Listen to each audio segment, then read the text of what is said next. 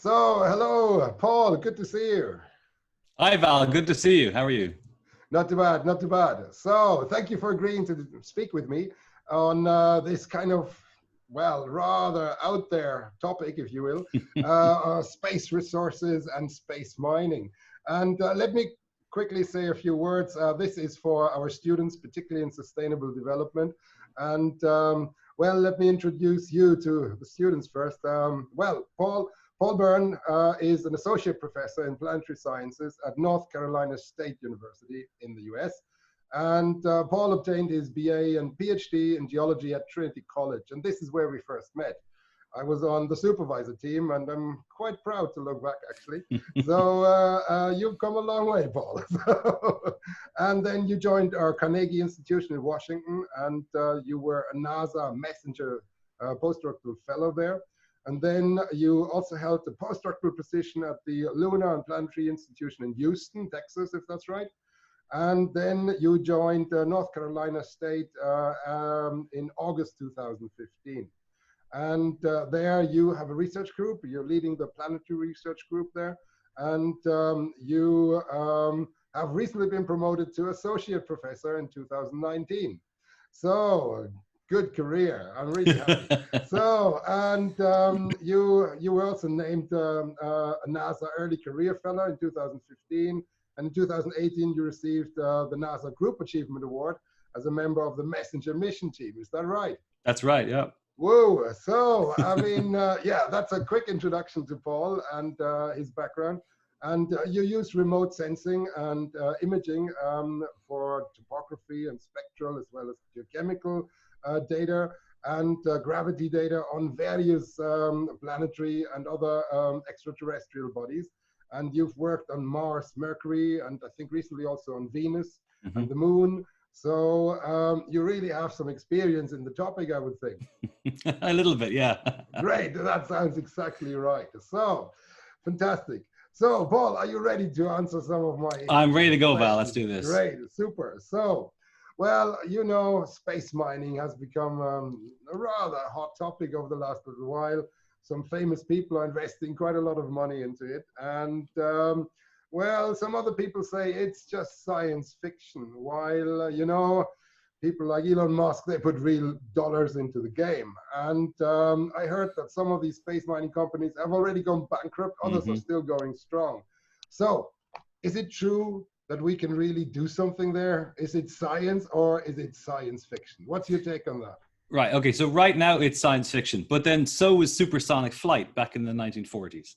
So it is inevitable. This is something we will eventually end up doing. But as you've kind of alluded to, it's extremely expensive. And like every new industry that's extremely expensive, there's no return on investment for the first 10 or 15 years, which means that it's difficult to get the financial backing you need to actually make this a reality. In fact, one of the reasons that SpaceX has been so successful in developing the ability to commercially put astronauts into space, which we've seen them do now, is that they have a huge amount of state funding behind them. They have the US government paying them. So that is how SpaceX is able to do it. They're able to do it much cheaper than a government entity could do because they can move faster, they fail faster, they blow up rockets a lot, they learn a lot faster than NASA could ever do. That's how they can reduce their costs. In fact, a few years ago, someone did a test. So right now, SpaceX's most famous rocket is the Falcon 9, which is the rocket we've all seen now that can land itself after the first stage comes back. Yeah. Falcon 9, we don't know how much the whole thing costs because it's private. It's not publicly available. But people have estimated that the development of that entire project cost around $500 million. And if NASA were to have done it, it would have been about 10 times that, because that's just how big government can be sometimes.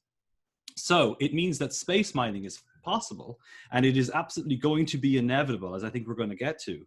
But for the time being, it's prohibitively expensive for private industry to do it on its own. And the only way it becomes really tractable in the next 10 or 20 years is for governments to basically foot the bill until it becomes something that is a commercial concern.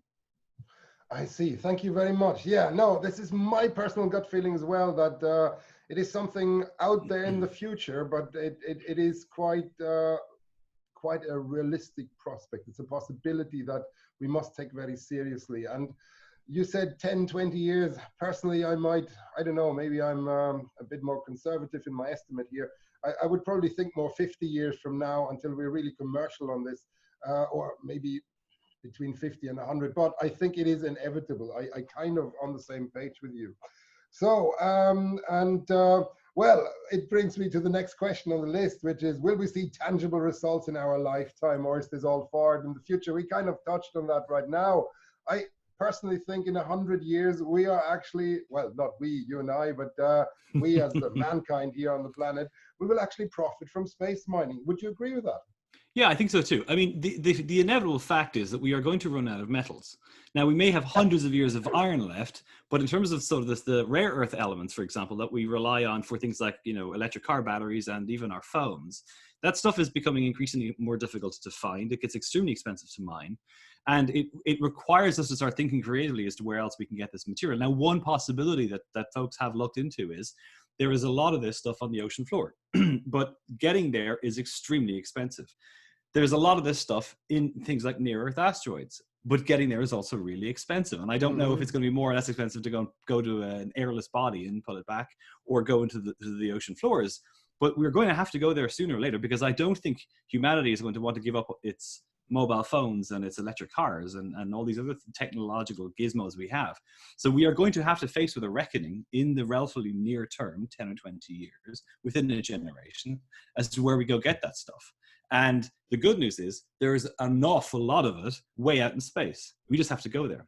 Now, what is exciting is in the last few years, NASA has begun to seriously get interested in how we would actually go and operate in what essentially are zero-G environments, because asteroids tend to be so small. Even the relatively big ones that, say, wiped out the dinosaurs, they have no meaningful gravity on them. Now, that's a good thing for extracting resources, but it's a bad thing for how we would safely operate things. However, within the next 4 weeks, NASA has a mission right now called Osiris-Rex, which is going to sample a bit of an asteroid called Bennu, which is a C-type or carbonaceous asteroid. And it's going to do what they call a touch and go. It's going to basically high-five the asteroid and kind of hope to gather a few tens of grams of material and bring it back. That is going to be the first time NASA will ever have developed any kind of technology to actually retrieve material from an asteroid. Now, it's a long way from mining it, but it's the sort of thing that we're already getting experience in navigating spacecraft close to asteroids. In fact, the Japanese Space Agency late last year did their own sampling of an asteroid called Ryugu. And if you go to YouTube, there are some spectacular videos of the sampling process where they go down, they release jets of nitrogen, and it blasts material off. And of course, there's a real risk there, because now you've turned shrapnel. And the real worry is you don't want that to basically punch through your solar panels. But the spacecraft successfully took that sample. And later this year, Hayabusa 2, the name of the spacecraft, is going to fly past Earth. And as it does so, release a canister, which is going to enter the atmosphere and be picked up in Australia. And we're going to have some samples of this asteroid Ryugu. And in about 5 years' time, we're going to have samples from asteroid Bennu. So we're learning how to fly to these things, navigate spacecraft at them, retrieve material, and bring it home. Now, again, like I say, that's not mining, but it's the sort of critical first steps that we need to take to be able to mine.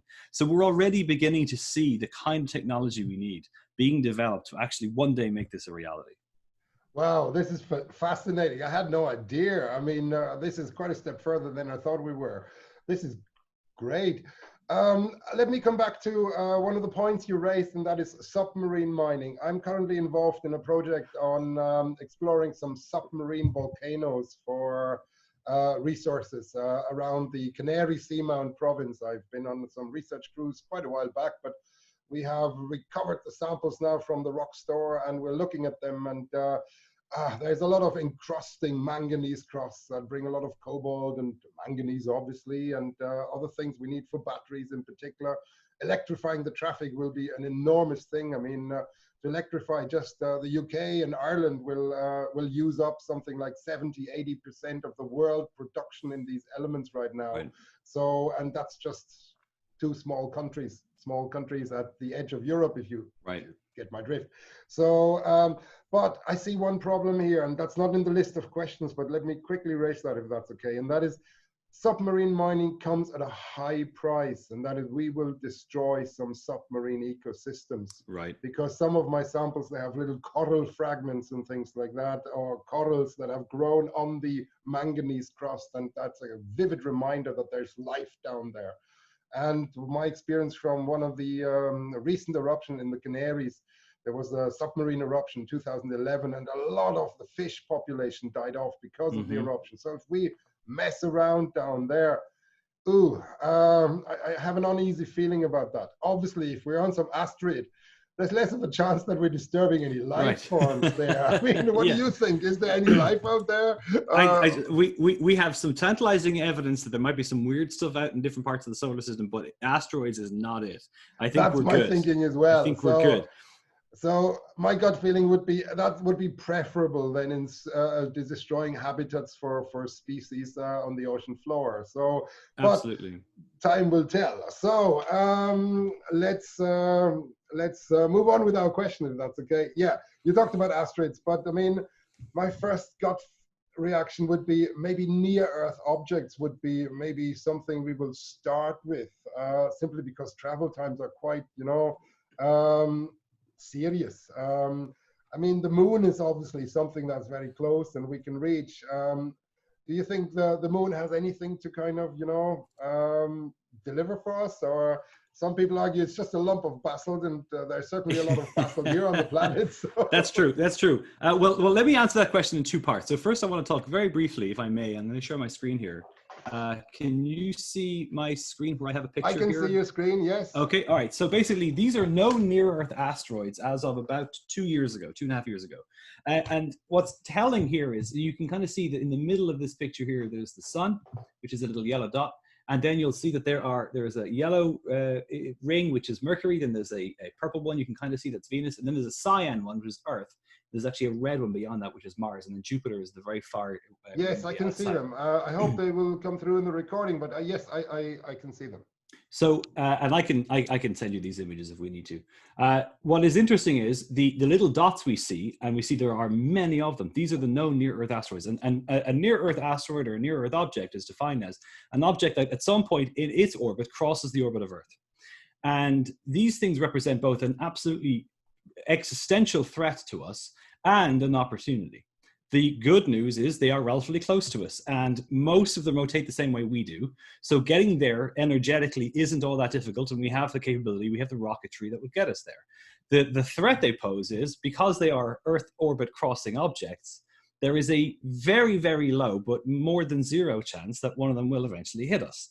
And we know that asteroid impacts are only a matter of when, not if. We are absolutely going to be hit again. We know that an object about 10 kilometers in diameter hits Earth at least every 65 million years, because that's the thing that killed the dinosaurs. And so, and there are plenty of near-Earth objects that are about that size. There are millions more that are smaller, but even a city killer would pose a major threat to our civilization.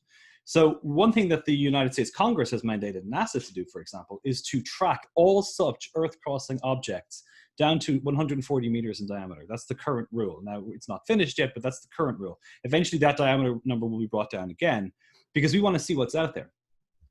One positive benefit of us tracking the frightening number of objects, obviously these are not to scale and they are not this big, but they are there.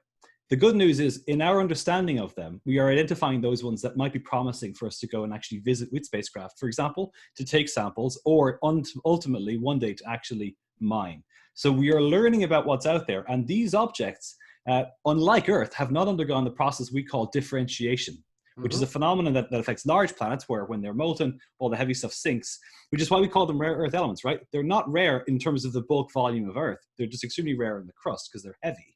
There's lots of them in the core, but we can't get there. But because these objects are so small, they have not differentiated, which means the likelihood of you finding all the good stuff on the outside is the same chance as finding all the good stuff in the inside of these things. So that's what makes these such an attractive resource, whether it's iron or cobalt or nickel or palladium or platinum or anything else you need, gallium, we have it in these asteroids. Now, we don't know what amount, but smelting it shouldn't be that hard. The difficulty is getting there and then safely returning it to Earth. And anytime you're bringing a payload on back to Earth from the atmosphere, you've really got to make sure you do your calculations correctly, because you don't want to bring in a few hundred tons of asteroid and get your calculations wrong and end up hitting a city. So.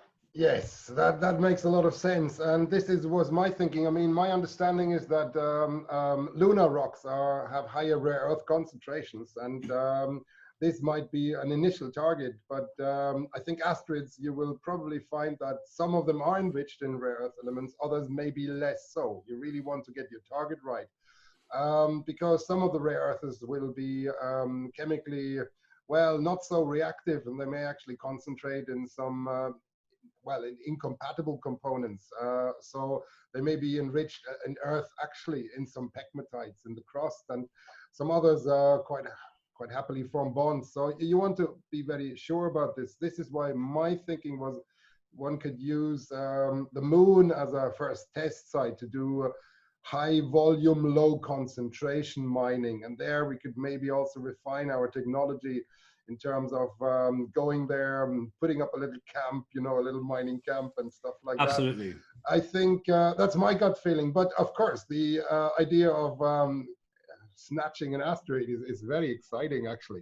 I think there was this movie with Bruce Willis, which I watched some years back. But it's given people the idea that this is something we could do. Well, to that exact point you make about the lunar land, the living on the base, I'm going to go and share this image with you, if I may. This is a picture. This is just one of dozens you can find on the internet of an artist's impression of what living on the moon might be like.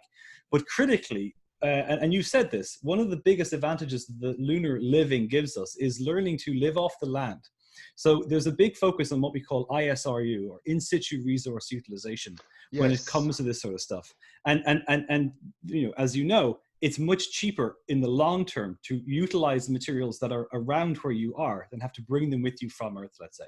And one of the big reasons for that is Earth is the largest rocky planet in the solar system.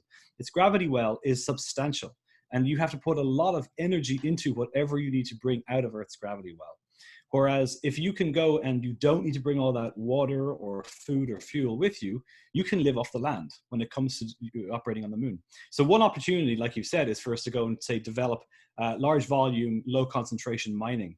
We also have the opportunity to use lunar regolith, and a lot of studies that NASA's funding, for example, right now, as well as ESA, the European Space Agency, right now is understanding how could we use lunar regolith, for example, which is that layer of bashed up material at the surface of the moon from 4.5 billion years of impact. How could we use that material to live off the land? So, for example, in this artist's impression, there's almost like kind of a berm, like a little hill, something like you see in Lord of the Rings where hobbits live, where people are living underneath it. And one of the benefits of this is that you can use your lunar material to build up this material, to build up this habitat.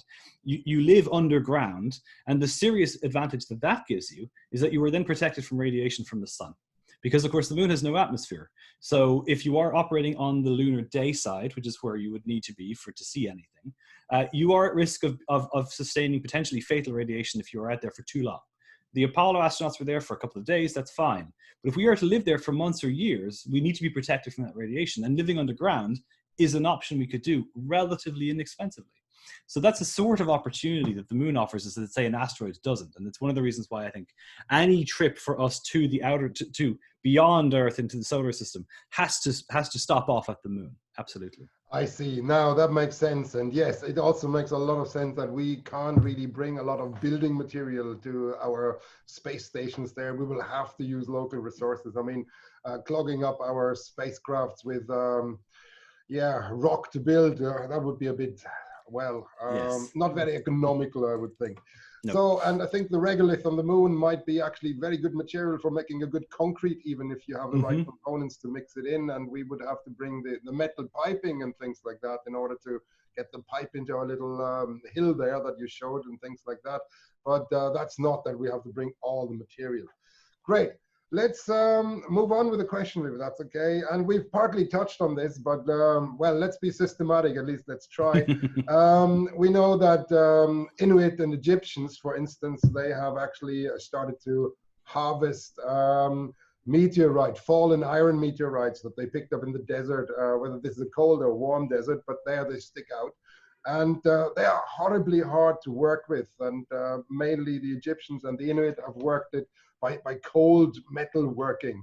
And the good thing is they're rich in nickel, and not just iron as well, of course, but there's cobalt, manganese, there's sulfites in there. So, and yeah, you alluded to it, we could potentially bring one to Earth. How would we actually do this? How would we capture this guy and make sure it actually goes down the channel we want it to go? Right. So I think overall, the way we'll probably do it is we leave it where it is and we will extract stuff from it and bring that stuff back to Earth. Because, so right now, NASA has a mission concept called the Double Asteroid Redirect Target Mission, DART. And the idea of the DART mission is that NASA is going to launch, I think planning to launch next year, and it's a technology demonstrator. It's basically an effort to see what it takes to redirect an asteroid. We're going to go to an asteroid that actually has its own little mini asteroid circling it, and we're going to impact that, and we're going to see what effect we can have by putting some sort of tungsten impactor into it.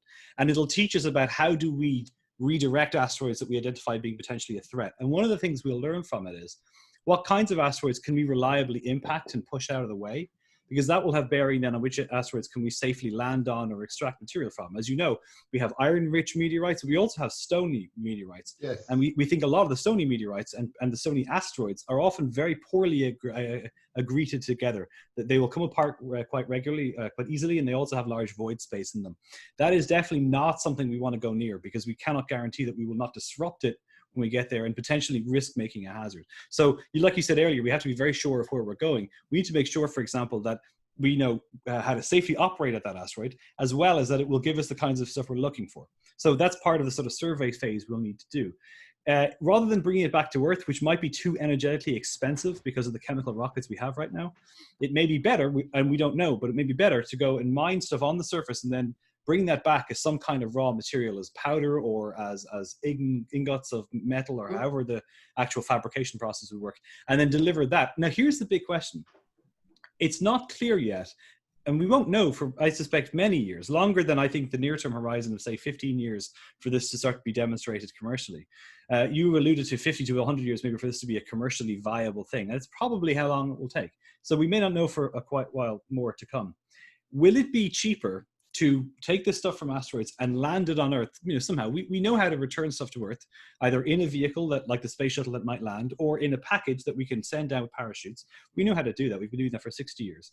Do we bring this material back to Earth, or maybe we just focus on whatever rare earths and other metals we need? Maybe we just leave them for Earth, but we use space-based resources to build space habitats, to build habitations on the moon or on the Martian moons, Phobos and Deimos, or because I think it will depend on if we get better at recycling metals on Earth. I'm thinking, for example, of oil, and certainly in the 90s there was this narrative of peak oil happening, and it now looks like we're not really going to have peak oil. It'll be plateau oil, because we are getting better at bringing renewables online, and things are often more complex than we might foresee.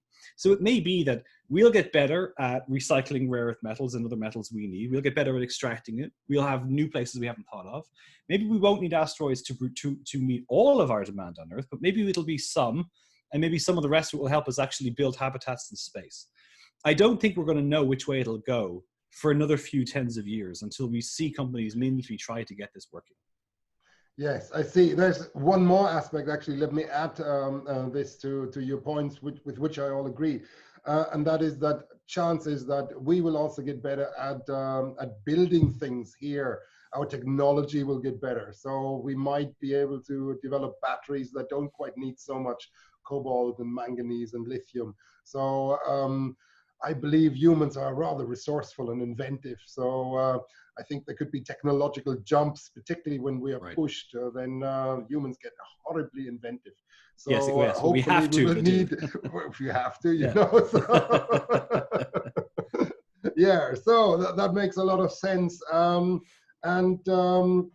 Yeah, that would imply that some of the processing actually happens somewhere else, which is also one of the issues we have, certainly here in Scandinavia. People in general are not entirely so, they're not so fond of having a mine in their backyard. There's this kind of concept, if you have to mine, do it somewhere else. But partly it's a problem because we are pushing things into areas that are not well monitored. They're not so well environmentally controlled, where working conditions are not ideal. So, and this is something I'd like to raise with you as well. How will the working conditions be on, some of these bodies? But let me see, what is the next kind of question on the list before we get to that? Now, yes, apart from what we discussed in terms of asteroids, what else is out there? I mean, maybe as a long shot, what else could we start to get? What resources will be useful for us? Well, one of the things we're going to need as we go deeper into the solar system, if we're serious about humans actually exploring the solar system, and until and if we get warp drive or hyperspace, something you see that really is in the realm of science fiction, we're going to be relying on chemical engines to propel us through the solar system. They require a lot of fuel, and there is no easy way of shortening any journey. For example, NASA's New Horizons probe managed to cross the distance from Earth to the moon in 24 hours. It took the Apollo astronauts 4 days to do that. It took New Horizons 1 day to do it. And it still took New Horizons 9.5 years to get to Pluto. That's just how big the solar system is. And that was with a gravity assist. It increased its speed at Jupiter. In fact, it took a year to get to Jupiter. No mission has ever taken a year to get to Jupiter. It takes about 4 years to get to Jupiter. New Horizons did it because it was going so fast. 9.5 years to Pluto. So the solar system is vast. So we're talking about huge amounts of chemical energy to get anywhere, or very long flight times. However, helium and hydrogen in particular is a very useful material. We can chill hydrogen. We can combine it with an oxidizer, liquid oxygen, and that's the sort of thing that drove the space shuttle, for example. There's plenty of hydrogen in the atmospheres of the giant planets. So it may be that, and now we're talking 2 or 3 centuries hence, we can imagine having big hydrogen collection farms in the lower reaches of Jupiter, sucking up hydrogen to make fuel stations for stuff going farther out. And Jupiter is so big. Jupiter is 317 times Earth mass. We could harvest Jupiter for 10,000 years and it wouldn't notice. So it's not to say that any resource is truly unlimited, because even the sun is not unlimited. But on meaningful human timescales, we would have unlimited hydrogen from Jupiter. And there's hydrogen in interstellar space as well. In fact, going back more than 100 years, people have proposed using hydrogen scoops to scoop up stuff for fuel. So you refuel your spacecraft as you travel through space. These are all technologically possible. Now, they're well beyond us right now, but that's the kind of resource we could use to go farther into the solar system, for example. I developed this picture of a petrol station out there. Pretty much, there'd be a network of stations. Not quite the right term, but energy station. Wow. It would be a fuel station, absolutely. In fact, actually, even closer to home and closer in the near term, hydrazine is the fuel that most satellites use in the near term for what we call station keeping. They tend to have a little system of rockets at different axes that allow a satellite to, for example, maintain its stable orbit, or if you're a spy satellite, for example, or increasingly, you have companies like Planet, which now image the surface commercially.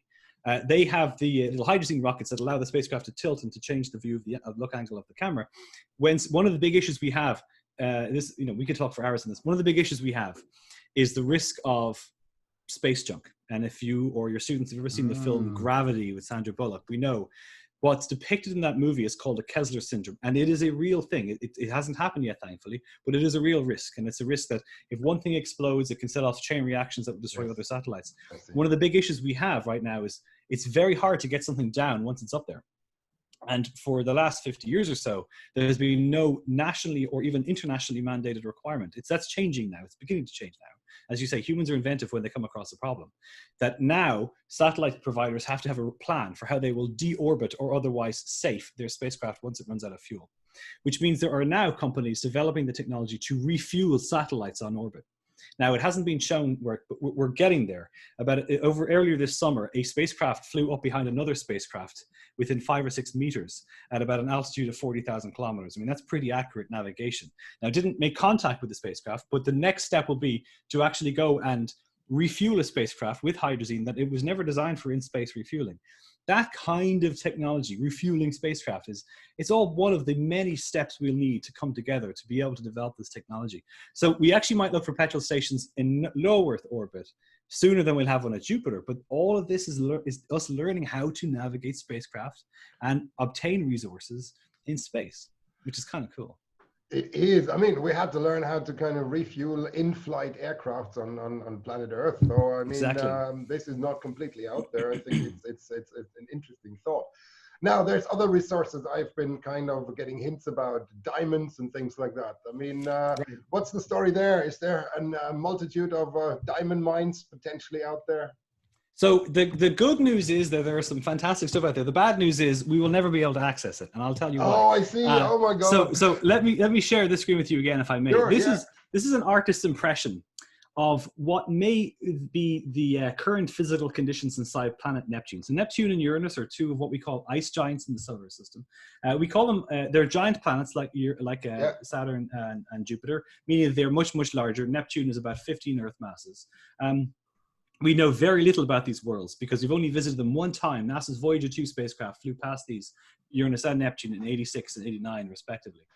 But what we do know is, in addition to mainly being made of helium and hydrogen, which is what makes up these giant planets, there are a few percent, perhaps, of say, methane and ethane and ammonia and a bunch of other stuff in there. And so we know that they are, relatively speaking, enriched in carbon, relatively speaking. And on the basis of lab work that people have done on Earth, and again, this is, we're a ways off actually testing this, but there is a possibility that carbon, because basically these worlds will allow heavy stuff to sink just like on Earth, some of this carbon may sink down to the lower reaches of the planet, near kind of halfway down, and it may be that the pressure there will actually convert that carbon into diamond. And then the idea is there are giant diamond icebergs, basically, that will slowly settle down, and deep inside Neptune there may actually be a rocky planet, we don't know. And if there is, at the surface of this rocky planet, there may actually be huge diamond icebergs that have settled down there slowly over the planet's life. I don't know how many quintillion carats these things are. We wouldn't want to mine them if we did, because they would completely devalue the global economy instantaneously. That would be my next question, because right? That really makes diamond the most worthless thing ever. It means diamonds are extraordinarily common, and all they are is high pressure carbon. That's all they exactly. Are. The thing is, though, these things are under terapascal pressure. So we have, for the foreseeable future, no technological means to be able to get down to that kind of pressure and extract them. I think diamond producers in South Africa will be very happy to hear that. I think they can breathe a sigh of relief for the time being, yes. At least. But it just goes to show that there's a real interesting range of stuff that what we're realizing by our planetary 50 years of planetary, 60 years of planetary exploration in the solar system, and increasingly now detecting exoplanets, is that we're seeing a lot of the same kind of stuff we see here, but we're seeing different variations on that theme. Like you mentioned that the moon is a lot of basalt on it. We know that the surfaces of Mercury and Venus and Mars are also dominantly basalt, as is Earth. Io is dominantly basalt, and there's probably basalt inside most of the large icy moons of the solar system that have rocky interiors. So basalt is basalt, and there's no reason to think there isn't a galaxy 5 billion light years away with planets that are also made of basalt. It's a fairly common thing. But what we're beginning to realize is you don't need to change the dials all that much to get some really weird outcomes, way different to what we see. For example, we're right now realizing by these surveys of exoplanets that the most common kind of planet we've detected so far isn't in the solar system at all. It's what we call a mini Neptune, or a super Earth. There are none of those in our solar system, but they're the single most common type of planet we're finding in other solar systems. So we're beginning to realize that it's not like we're seeing stuff that we genuinely cannot explain, but we're seeing some potentially weird worlds where it rains horizontal glass, or where it rains diamonds, or in one case, it rains iron gets evaporated out of the planet on the day side because one side is locked tidally to its sun. And then basically as it moves past the terminator, which is the day-night divide, that iron condenses as rain, but it's molten and rains out onto the night side. So you have molten rain, molten iron rain. Whoa. But at the same time, but rain on Earth is molten water rain. So again, it's just different materials we're familiar with changing phase because the conditions are different. So we're seeing some fantastically strange stuff out there. And that's what I think is really exciting. Wow, but yeah, well, I think that's going to be a long, long time until we're able to really get out there beyond the solar system and explore Right. those worlds. So, but quick question, quick follow-up, if you don't mind. I mean, you're talking about chemical fuel and hydrogen being one of the key components there. What about nuclear power? Like submarines are powered by nuclear energy these days. I mean, do you think nuclear power is an option? So nuclear is an option for sure. In fact, we don't drive stuff propulsively with nuclear, but we have been launching nuclear batteries into space for decades. Once you go past the orbit of around Jupiter, in fact, it used to be around Mars, but now we've got better technology. You can now use solar panels at Jupiter, but that's about as far as you can go. And Jupiter is 5 times farther from the sun as Earth is, which means that the amount of light it receives is about 25 times less light. But once you go beyond Jupiter, you really cannot use solar panels to power your spacecraft, to power your cameras or your radios. So you have to use nuclear power. So again, if you think back to the movie The Martian, which you might have seen, there's a bit in that movie when Matt Damon gets stranded there and he goes out and he digs up this thing called an RTG, a radiothermal isotope generator. And they have flags saying, don't go near this thing. And he digs it up and brings it back with him. They basically are these large objects about a meter long and they're stacked full of plutonium. Now it's not the nuclear explosion plutonium, but it is the stuff that will still generate heat as it decays. That generation of heat through nuclear decay actually drives thermocouples, which generates electricity. And we've been using them since the 60s to drive stuff, to power things. For example, the spacecraft that's out to Pluto, it's too far for solar panels. It has a nuclear battery. And we have the Mars rovers, Curiosity, and soon next year we'll have Perseverance. They're both driven by RTGs, by these nuclear batteries. So nuclear for power, we've been using for a long time. The problem with traveling in space, with propulsion, And this is where it's a bit different to, say, a nuclear submarine. If you have a nuclear submarine, what limits you is your endurance, is how much food you have and how much fresh water for your crew. If you had no crew, a nuclear submarine would last about 5,000 years. And that's because that's how much, usually uranium or plutonium, depending on the reactor, that's generating heat, that's generating steam, that's turning a turbine. And then because you are in a fluid, you just keep turning your propellers at the back and you will move forever. The problem is you're not in a fluid in space, which means the only way you can move is through, basically, you need a jet engine of some kind. You need to push stuff at the back to push you forward. That makes a lot of sense, yeah. Which means as long as you are using that method of propulsion, you have to be expelling material, which means you have a finite amount of fuel. So even if you had a nuclear reactor generating steam, let's say, your fuel then would be both the reaction, fuel itself, and the water that you'd be turning into steam, which means it would be a non-renewable constant, just like if it were hydrazine or hydrogen. So for the near term, there's no way we get around the fact that we need to use rockets to push some stuff out the back. There are some really out there ideas. None of them have been proven yet. One idea has that if you had a big solar sail, which is an impossibly thin material, and graphene, let's say, that were several kilometers across. If you had high-powered lasers, let's say on the moon, because the issue with this is firing a laser through the atmosphere of Earth means that because you're hitting all those gas molecules and water molecules, you diffuse the laser beam. If you had a very powerful laser on, say, the far side of the moon, firing that beam out, you could use the pressure from the light rays, basically, to push your sail. And it has been proposed that you could actually accelerate, because there's no air in space, there's no air resistance. If you fired the laser for a year or two, you could probably get to about half light speed. People have proposed actually using this kind of method to visit the nearest solar system. You might actually have maybe a 10-gram spacecraft and a 100-kilogram solar sail, the width of Earth's orbit or something. People have done the numbers. We are hundreds of years from this technology working, but the concept is sound. But of course, then the laser, which is pushing you... That's like a remote control, effectively, then. Basically, it is. And people have even shown that with the right technology, you could collimate or keep narrow the laser beam enough that you could actually fire the spacecraft into the nearest solar system, the nearest planetary system, and take photos, which would then take 4.5 years to get back to you, of course. The problem is, you're still using a laser on the moon that's being powered from something. So you still have energy source. There you could use nuclear, or if you're at the moon, why not use solar? You could just put huge solar panels up and just take in that. That would be a good thing. I mean, once we are able to de-dust the solar panels, then you would have to have somebody probably going there with a brush. No, the little robot. But for the foreseeable future, because of the fact that there is no fluid in space, we have to push stuff at the back as a rocket would. Yes, which means whatever our fuel is, it'll be a limited resource. Great. Now I have 3 or 4 questions left, but now we're almost reaching the philosophical aspect of things, and that is, when I was trying to put the questions together for this little interview, I realized that I started off with a kind of Star Trek type scenario, having some space station out there, some camp where everything is super regulated, where everything is there that you could possibly want. And I've been on some remote area expeditions, like in the high Arctic and things like that. The Canadians run a really well-stocked, not a space station, but a research camp out there. And it was surprisingly luxurious, I have to say, with many food options and things like that. It's a bit chilly at times, but I mean, it was kind of well regulated, and law and order was maintained. But when I was thinking about how these things might be when you're out there in some remote place, I realized, oops, this could also be like the Wild West.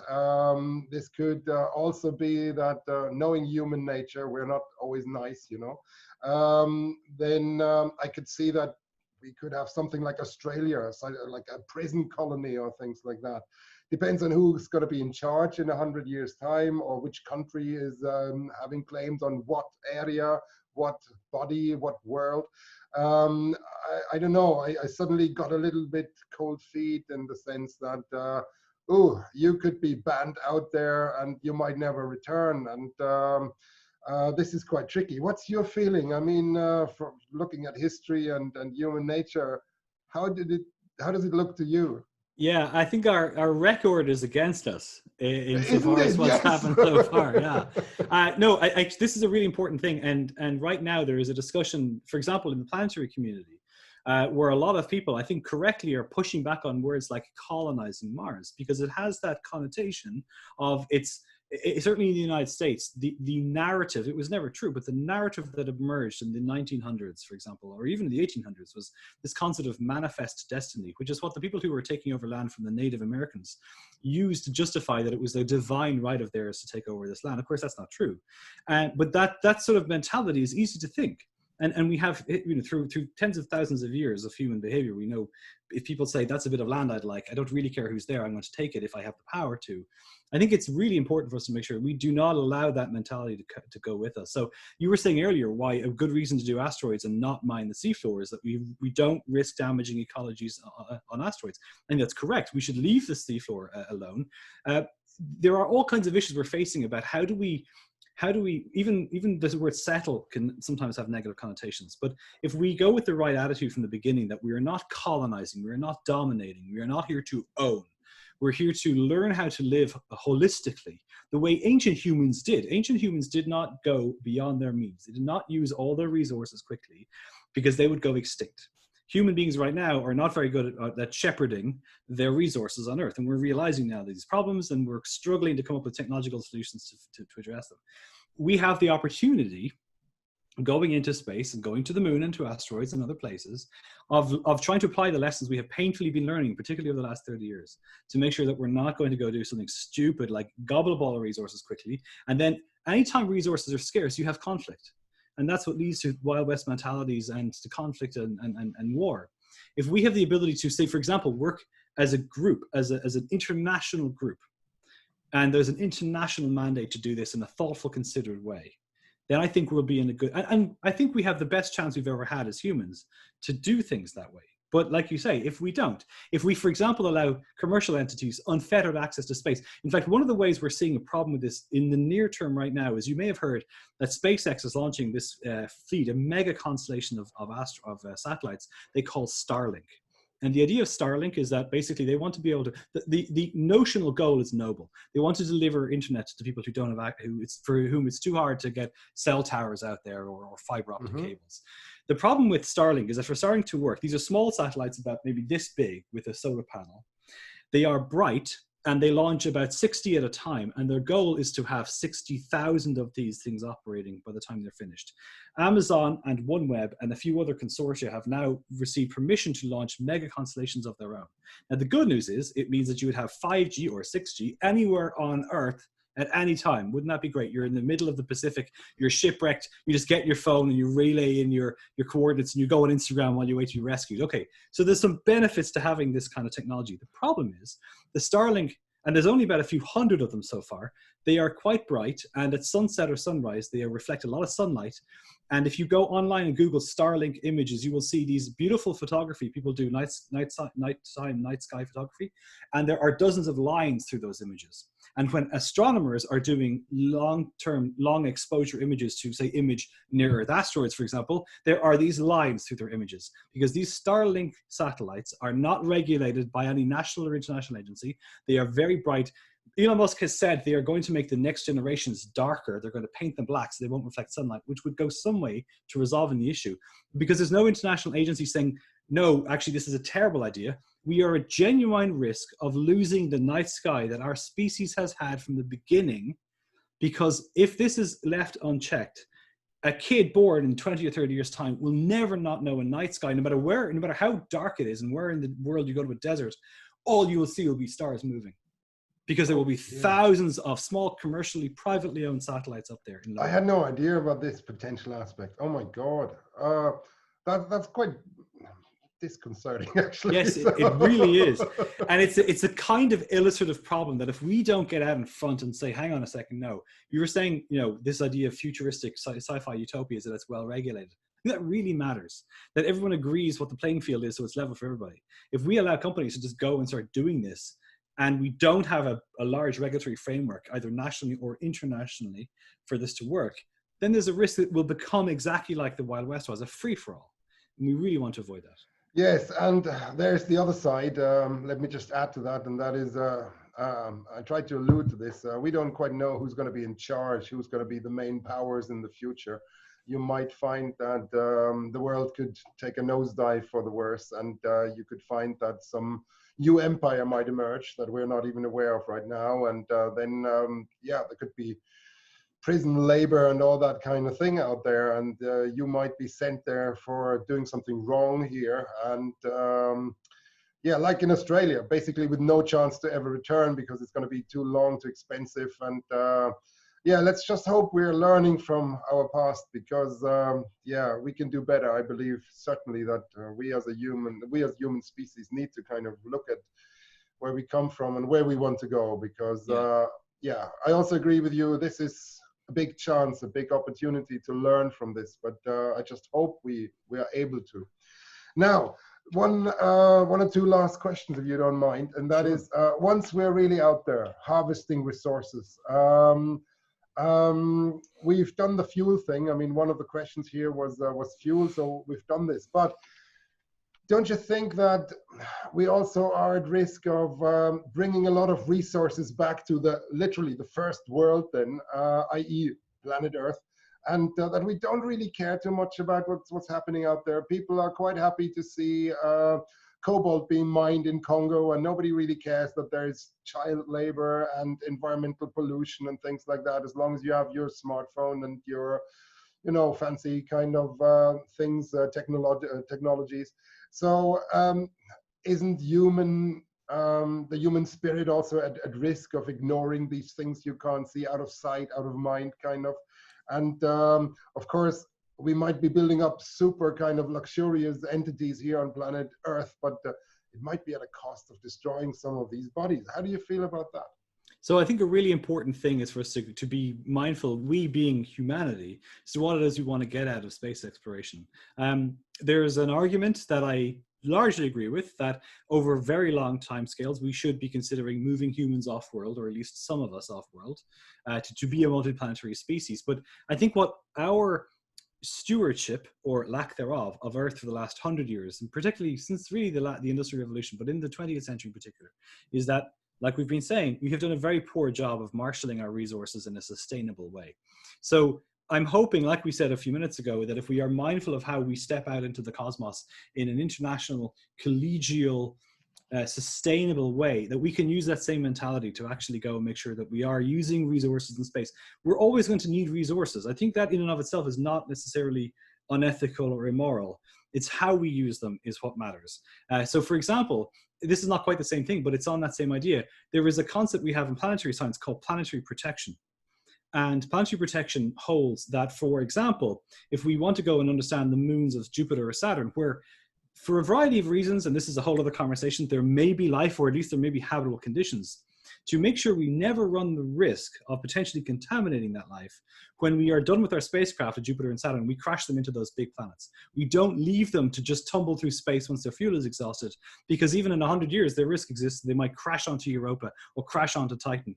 And God forbid, there might be some microbes that somehow stow away on this thing that we've sent from Earth to get onto these things and might actually contaminate any ecological system that's there. So we really are mindful of how do we try to not ruin stuff. That's a fascinating thought, albeit a bit scary. I mean, we could actually bring some form of life with us that we are not fully aware of, and that actually takes a life of its own then out there.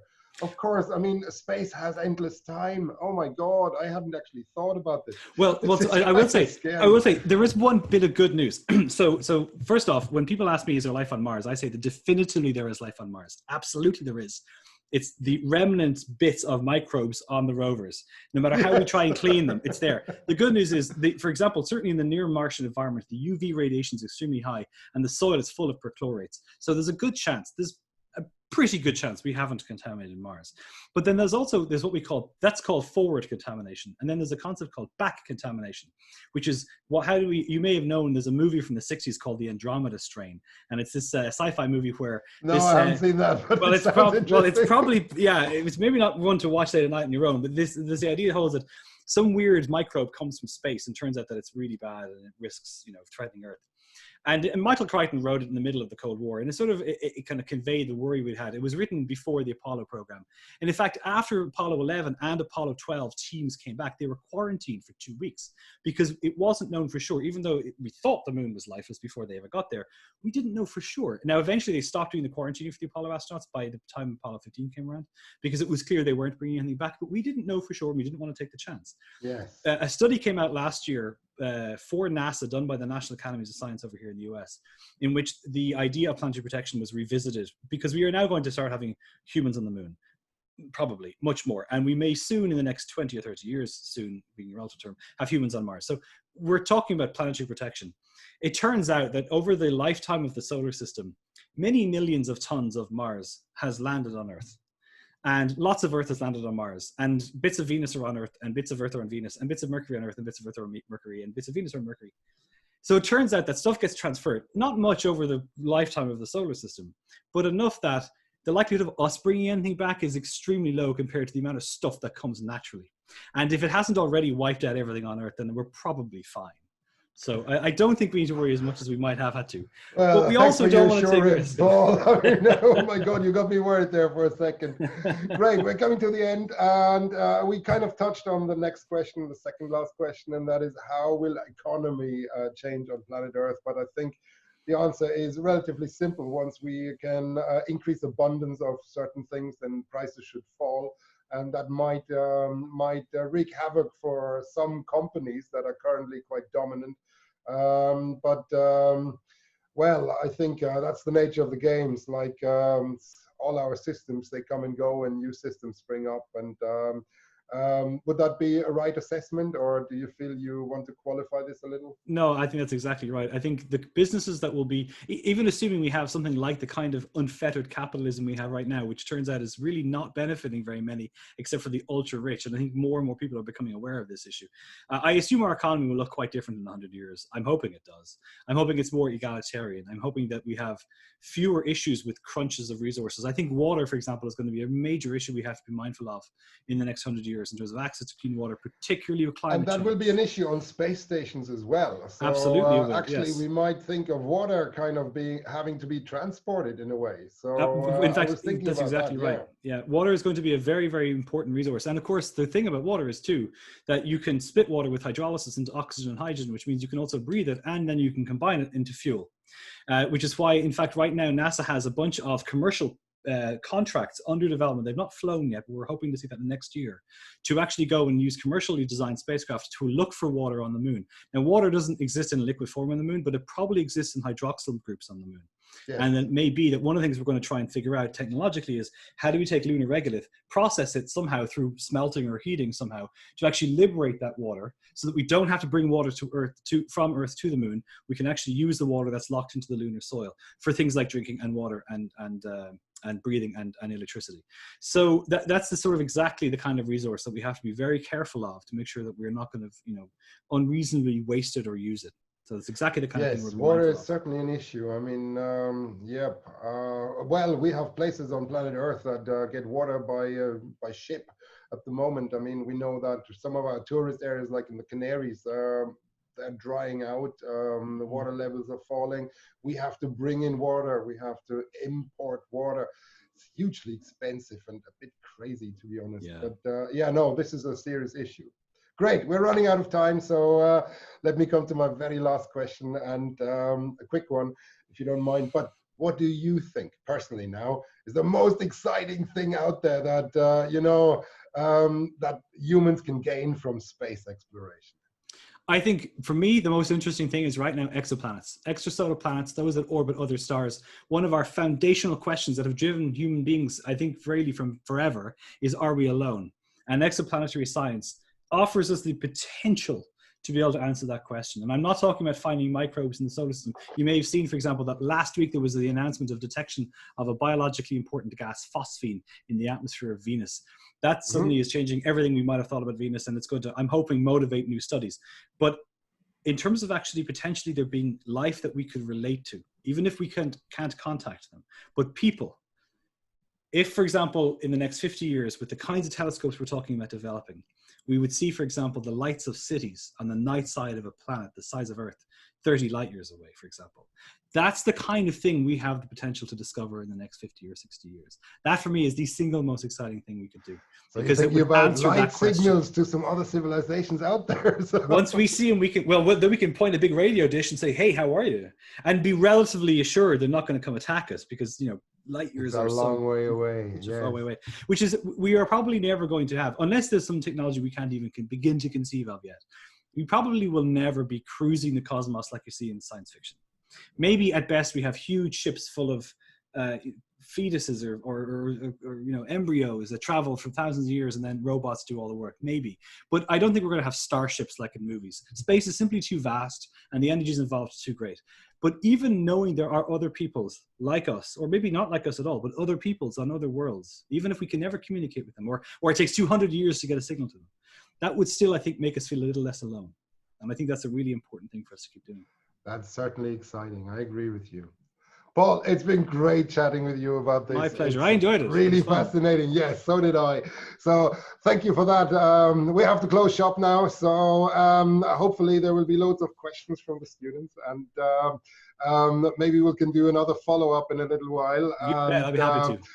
The thing of robots you just mentioned, we haven't even touched on that. Oh my God. There's a lot in this topic. It's a huge topic, I realize. So, but okay, let's finish this for today. Thank you so much, Paul, for your time. Thanks, Val. For all your knowledge, sharing it with us. And I hope that some of your predictions will come true, particularly the positive ones about the good side of things. Yeah. So thank you. And all the very best, Paul. Bye-bye. Thanks so much, Val. Take care.